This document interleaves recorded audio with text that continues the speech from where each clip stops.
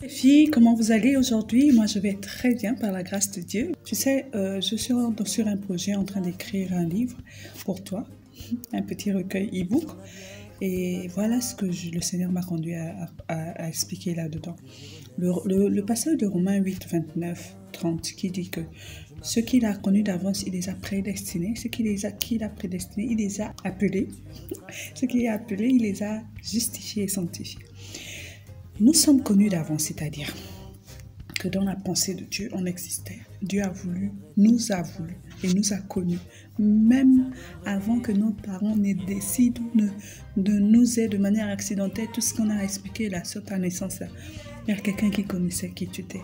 Cette personne, c'est Jésus. Il t'a connu d'avance, il t'a prédestiné. La prédestination renvoie au but. Tu es prédestiné pour, afin de. Et quand on lit dans ce passage, on dit on est prédestiné à être semblable à l'image de son Fils. Voici ton identité tout court, aussi simple, aussi vrai. Tu es semblable à l'image de Dieu. Tu as été connu, prédestiné pour être semblable à Christ. Donc tu es comme Christ, comme son Fils Jésus-Christ. Parce qu'il a voulu que tu sois comme Jésus, il a fait quelque chose, il t'a justifié. Donc longtemps à l'avance, avant même que tu ne sois manifesté sur la terre, il a envoyé son Fils pour mourir pour toi, afin que toute la faute qui fait que Satan veut te faire croire que tu n'es pas une bonne personne, tout ça soit réuni et jeté loin de toi, annulé, pour restaurer quoi? Ton identité de semblable à Jésus. Et parce qu'il t'a justifié, il t'a sanctifié. Alors, où est la raison de se sentir nul, de se sentir sans valeur, de penser que voilà, on n'est pas de bonnes personnes. Tu es une personne merveilleuse.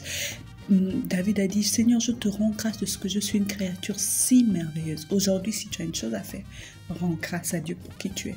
Pas par rapport à ce que tu vois, que tu vis, que tu expérimentes ou que les gens disent, mais par rapport à la pensée de Dieu pour toi.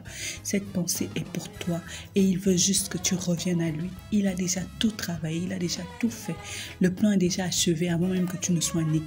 Reviens à cette pensée et accepte cette pensée de qui tu es, c'est-à-dire comme Christ. Et après, nous verrons quel est l'impact d'être comme Christ. Si nous sommes comme Christ, nous sommes héritiers. Si nous sommes enfants de Dieu, parce qu'être comme Christ, c'est qu'on est enfant de Dieu. Si nous sommes enfants de Dieu, nous sommes héritiers de Dieu et co-héritiers de Christ. Waouh, co-héritier avec Christ. Ça veut dire que l'héritage de Christ, là, c'est la même chose qu'avec toi. Comme un père part et il laisse ses enfants, tous les enfants sont co-héritiers. Et Dieu nous a mis au même point d'égalité que Jésus. Tu as de l'importance. S'il te plaît, dis non au mensonge de Satan aujourd'hui et accepte ton identité de fils de Dieu que tu es réellement. Je te dis à bientôt pour une prochaine vidéo.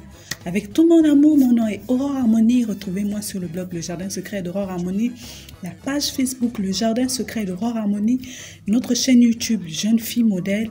Et je me ferai le plaisir avec toutes les personnes qui me soutiennent dans cette vision de vous répondre, de répondre à vos sollicitations, d'apporter les petites réponses que le Seigneur me donne selon vos sollicitations. À très bientôt avec tout mon amour.